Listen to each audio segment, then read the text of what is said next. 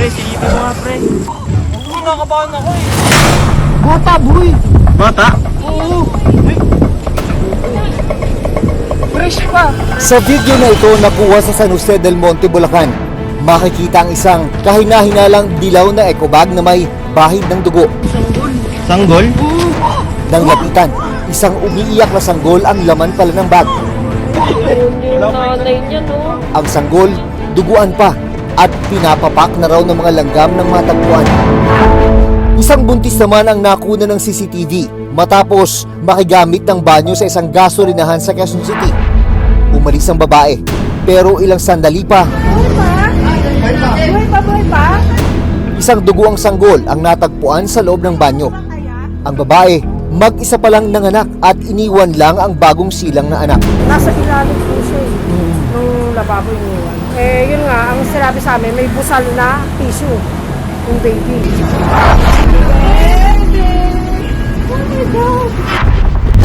Ito lang Lunes, nagsagawa ng manhunt operation ang Quezon City Police District o QCPD para mahanap ang babaeng nag-abandona sa sanggol. Mahanap kaya ang babae? Abangan mamaya. Ang anak niyo po, siya po ba yun? Yun nandun sa CCTV? Yung nanay niya, no? Sa kabila ng pagkakaroon ng batas laban sa child abandonment, bakit nga ba patuloy na nangyayari ang ganitong insidente at paano ito tutugunan ng pamahalaan?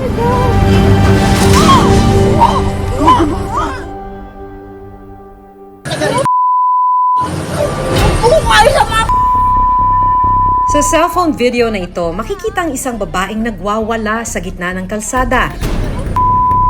Maya-maya pa, isang opisyal ng barangay ang lumapit para awatin sana siya. Pero bigla na lang niyang tinadyakan ng lalaki, saka pinagmumura at pinagbantaan. Ay! Ba't ka nanadyak? Huwag ka manadyak! Sa Tondo, Maynila, isang grupo naman ng mga lalaki ang makikitang nakatayo sa gitna ng kalsada. Ilang sandali pa, bigla na lang binato ng bote ng isang lalaki ang isa pang lalaki sa mukha. Ang lalaki agad na natumba at pasuray-suray na tumayo, pero hindi pa rito natapos ang kaguluhan. Pinagtulungan pa nilang gulpihin ang lalaking nakaitim matapos magwasiwas ng balisong. Isang menor de edad naman ang nadamay matapos makiawat lang sa rambol ng mga lalaki. Masakit yung ulo ko. Ngayon ang dinatay niya tuwing gabi. Pumikirot yung ulo. Ang kaguluhan nagsimula raw daw sa inuman sa kalsada. Sa mga pagkakataong nagkakaroon ng banta sa seguridad dahil sa hindi tamang pag-iinom ng alak sa mga pampublikong lugar, ano-ano ang ipinapatupad na ordinansa at batas para maiwasan ang ganitong klaseng krimen. Kagawa dyan! Tatadyak ka mo!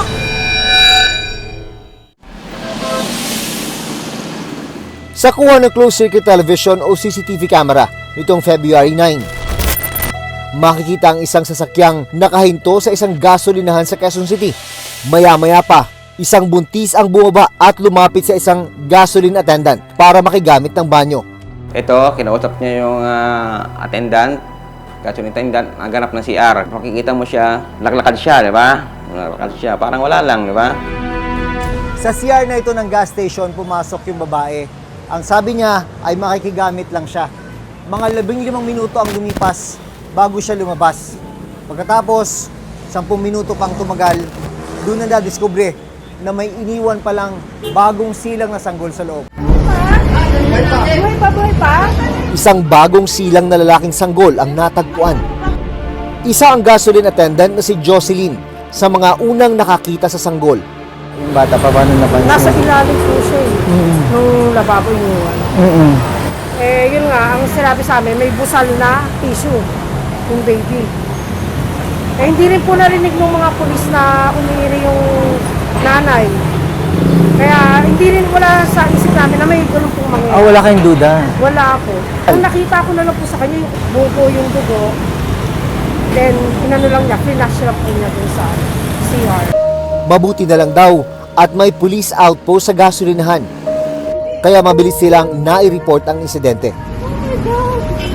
Agad na isunugod ang sanggol sa ospital para masuri.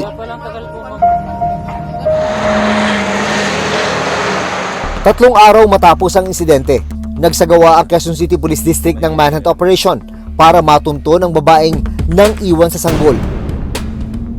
Mahanap kaya ang babae?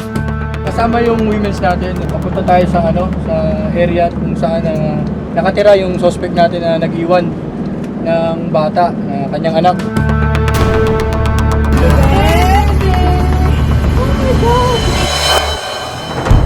Samantala, sa San Jose del Monte, Bulacan, isang buhay na sanggol din ang natagpuan ng isang grupo ng mga kabataan sa masukal na damuhan. Pre, silipin mo nga, pre. Kinakabahan ako eh. Ang sanggol nasa loob ng isang eco bag.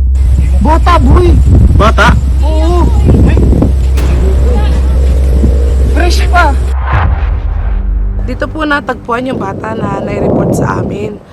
Si nanay po, yung isa sa mga nakatagpo, kumuha ng bata dyan dahil isa po siya sa mga nagpipenchay dyan. At tinawag siya ng mga estudyante nung narinig nila na may umiiyak na bata. Buhay pa ba, te? Kalunos-lunos daw ang itsura ng sanggol nang makita nila. Basang-basa pa eh. Nakakuha po kasi anak yung na bata. lang yan. Anak na May yun eh. pusod pa po siya. Tapos yung cord niya nasa likod. Oo, hindi pa na, may ano pa talaga. May dugo pa po talaga. Agad nilang dinala ang natagpuang sanggol sa barangay at sinurrender sa City Social Welfare Development o CSWD ng Bulacan. In-advise namin sila na dalhin muna ang bata sa nearest lying-in or health center na makapagbibigay ng immediate medical attention sa bata. More than 1 week siya nagstay doon kasi talagang tinutukan yung pag-administer ng antibiotics sa kanya kasi may mga kagat na siya ng langgam, so may possibility for na magka-develop siya ng sepsis during that time. Sinubukan din nilang hanapin ang magulang ng sanggol pero pahirapan ang pagtukoy sa nag-abandona. Wala rin po talagang CCTV dito sa area. Nahirapan din po talaga kaming hanapin. Hindi rin po namin makita, wala rin po makapagsabi sa amin kung ano ang itsura ng magulang. Bukas ang pamunuan ng barangay kung sino ang makakapagturo sa posibleng kinaroroonan ng magulang ng sanggol. So far, nag-aantay pa rin kami, mga lalapit sa amin sa barangay about dun sa bata. So wala pa rin po talaga. Sa ngayon, nasa pangangalaga ng isang child caring facility ang bata. Naghihintay rin sila sakaling bumalik ang magulang ng sanggol para mabigyan siya ng pagkakakilanlan. Kung na-explore po kami lahat yung mga possibility at wala pa rin, ang goal namin is mahanap ng family na gusto na alaga sa kanila. Karapatan ng bawat bata na meron silang yung sariling family nila. At yun ang goal. Samantala, nagpatuloy rin ang paghahanap ng mga otoridad sa inang nang iwan sa kanyang bagong silang na anak sa isang gasolinahan. Sa pakipagtulungan ng Land Transportation Office o LTO, natukoy kung kanino nakarehistro ang sasakyan kung saan bumaba ang babae. Na-identify na natin kung anong plaka yung ginamit. Nakita na rin natin kung sino yung mga taong nandoon sa mismo sa loob ng sasakyan. Ilang CCTV footage din ang na-recover ng pulisya bago mangyari ang pag-abandona. Bandang 8:13 ng umaga, makikita natin yung sasakyan dumaan sa may kasing-kasing. Ito. AB Katipunan, 751. Yan nga yun. Dahil kumpirmado na ng pulisya ang kinaroroonan ng babae, agad na tumungo ang mga otoridad sa address na nakarehistro sa sasakyan. Habang nasa biyahe, isang text message ang natanggap ng mga pulis.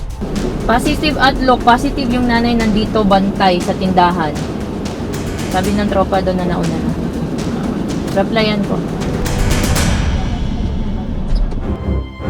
Namataan din ng mga otoridad ang sasakyang nahagip ng CCTV kung saan bumaba ang babae. Okay. Dito na pinasok ng mga pulis ang bahay ng target. Agad na sumalubong ang babae at kanyang mga magulang. Doon po tayo, doon ang ipapaliwanag po. Okay po? Para po, alam niyo po yung hindi sabihin po. Alam niyo po yung ginawa ng Black Friday po. Ma'am, kayo po ba yung nakita sa CCTV? Yes, apparently. Ano po masasabi niyo po bakit niyo po nagawa yun? Which one? Sinubukan namin kunan ng pahayag ang babae, pero tumanggi siyang magbigay ng panayam. Agad na dinala ang babae sa QCPD Station 9.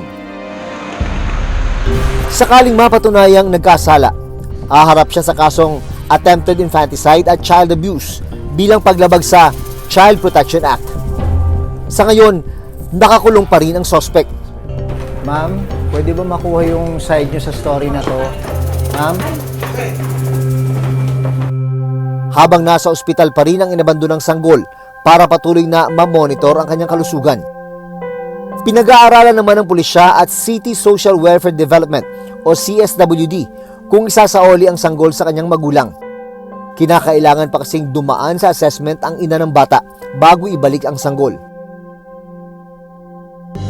Sa datos ng National Authority for Child Care, umabot na sa mahigit 6,000 ang bilang ng inabandonang bata sa bansa mula 2009 hanggang 2023. Sa ilalim ng Article 276 ng Revised Penal Code, labag sa batas ang pag-abandona ng mga magulang o guardian sa kanilang mga anak, anuman ang edad. May kaukulang parusa na hindi bababa sa 100,000 piso ang multa. Kung sakaling mamatay ang sanggol, maaari pang sampahan ng kasong infanticide at patawan ng parusang reklusyon perpetua. Dahil sa patuloy na pagtaas ng kaso ng child abandonment sa bansa, isinabatas noong 2022 ang Republic Act 11642 o Domestic Administrative Adoption and Alternative Child Care Act. Layunin ng batas na ito na magkaroon ng ligtas na lugar kung saan mas maaalagaan ang bawat batang iniwan o inabandona. Maaari ring hanapan ng bagong pamilya ang bata kaysa abandonahin. Hindi po kailangan natin na iwanan kasi meron po tayong mga ahensya na maaaring magkupkop pansamantala kung ang mga magulang na yan nasa sitwasyon na hindi nila kayang alagaan yung kanilang mga anak. Hindi po sila dapat mahiya. Layunin din ng batas na matulungan ang magulang ng bata. Hindi lang papanigan namin yung bata na inabandula, kailangan din po namin tulungan yung magulang na nag-abandona ng bata. Nanay niya, no? Iba-iba man ang dahilan ng mga magulang sa pag-abandona sa kanilang anak. Malinaw pa rin itong paglabag sa batas. Buhay pa? Kaya sa panahong walang kakayahang alagaan ng mga anak, importanteng matulungan sila ng Estado. Dahil karapatan ng isang bata ang mabuhay at magkaroon ng ligtas na tahanan. Ma'am, pwede ba makuha yung side nyo sa story na to? Ako si Jun Veneracion at ito ang Reporter's Notebook.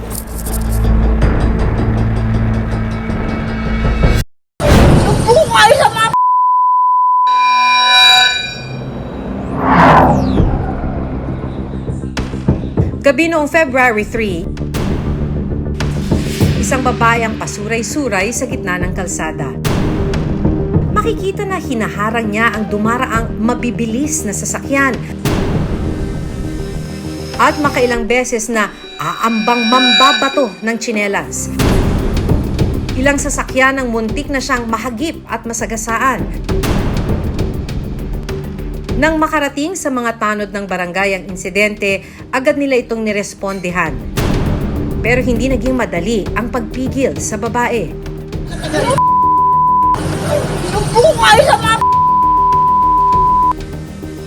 Nang lapitan siya ng isang tanod, Ay! Ba't ka na na-jack?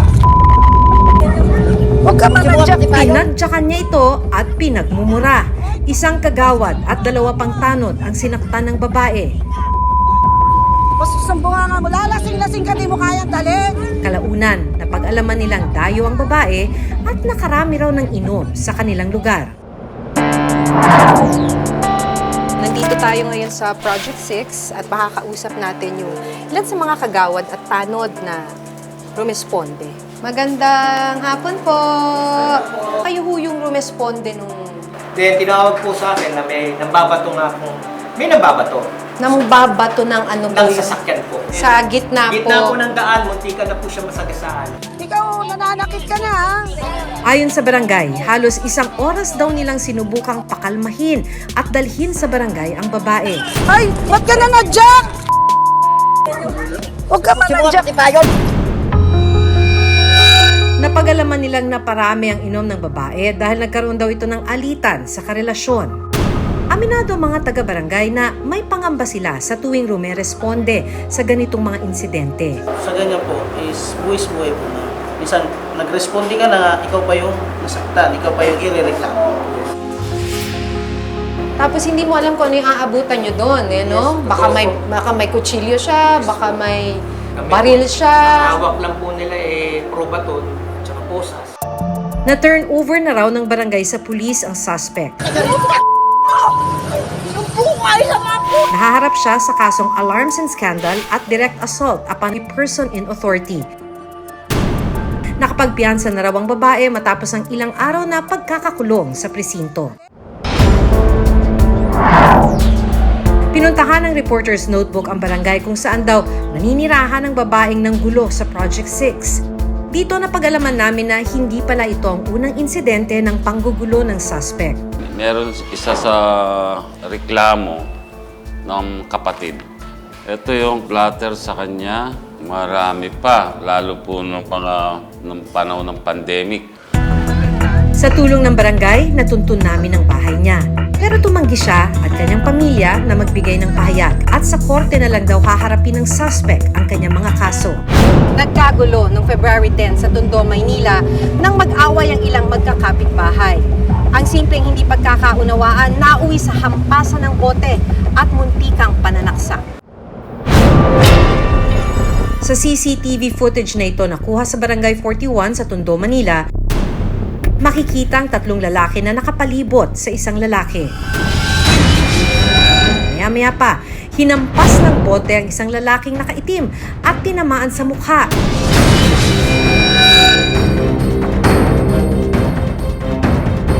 Ang lalaki agad na natumba at pasuray-suray na tumayo. Dito na sila nagsimulang maghabulan. Ang lalaking hinampas ng bote nagsimula ng magwasiwas ng patalim sa tatlo. Ang kinahinatnan ng away, mga hiwa sa iba't ibang parte ng katawan ng tatlong lalaki at bugbog saradong mukha ng lalaking may patalim. Tinungo ng Reporter's Notebook ang Moriones Police Station ilang araw matapos ang insidente. Kasalukuyang nakakulong dito ang lalaking may patalim na si Jawo. Kwento niya, umiinom lang daw siya sa isang tindahan nang kumprontahin ng tatlong lalaki. Sama-sama makatingin. Diba gusto mo yung ganun? Sabi ko, huwag mong ginaganyan na may problema na nga ako sa asawa ko, ginaganyan mo pa ako. Sa'yo na po, wala na. Tapos yun, nagsumbong na siya sa mga kasama niya. Nag-iwan ng mga galos at sugat ang mga hampas ng bote sa kanyang mukha. Kaya po lumaban na ako nun. Nawalan na ako sa sarili dahil sobrang nagulpi ko eh. Ayon sa hepe ng Moriones Tondo Police Station, nahaharap sa kasong frustrated homicide si Jawo. Kasi yung mga saksak niya, no, kung hindi nakaiwas itong pag-unday niya na saksak doon sa tatlo, kung hindi nakaiwas itong tatlo, talagang mamamatay. Maaari rin daw maharap sa paglabag sa City Ordinance ng Maynila ang ginawang pag-iinom sa kalsada ng mga sangkot sa gulo. Sa Barangay 42 sa Tondo, Maynila, nagpapagaling pa at tumigil muna sa pamamasada ang tatlong nakaalitan ni Jawo. Desidido raw silang ituloy ang kaso laban kay Jawo. Gusto namin sana maparusahan siya para kung sakali man may ayos niya rin sarili niya.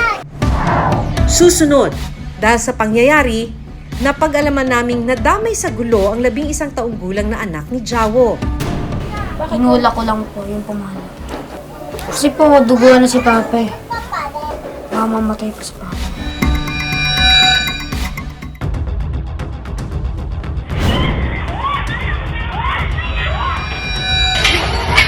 Kinuyog na ng iba pang mga kapitbahay si Jawo nang makitang mananaksak na ito.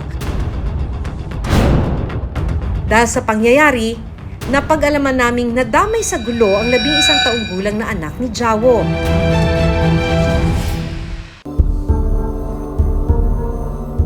Pinapalo po si Papa sa mali lang po. Hinula ko lang po yung pamana. Kasi po duguan na si Papa eh. Mamamatay po si Papa. Habang kinakausap namin ng bata, bigla siyang napatigil matapos mahilo. Ngayon lang dinadayan niya tuwing gabi. Kumikirot yung ulo. Para sa asawa ni Jawo, tanggap daw niya kung tuluyang makukulong ang kanyang mister.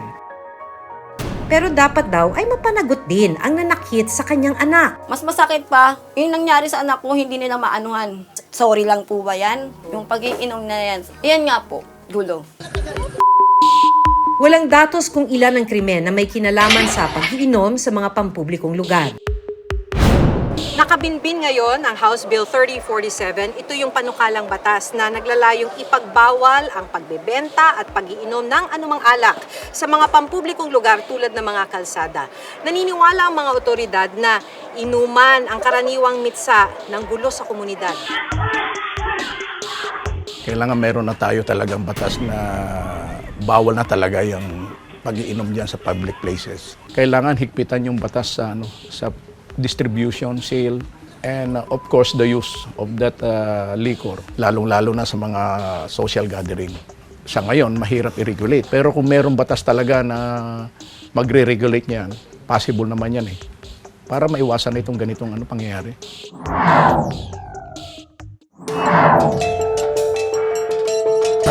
Bukay sa mga Ay! Ba't ka na nadyak? Huwag ka manadyak. Sa mga panahong nalalagay sa panganib ang marami dahil sa hindi wastong pag-inom ng ilan, mahalagang mas paigtingin pa ang ordinansa ng bawat lokal na pamahalaan at batas na nagbabawal sa mga lulong para maiwasan ang anumang kaguluhan at mapanatili ang kaayusan. Ako si Maki Pulido at ito ang Reporter's Notebook.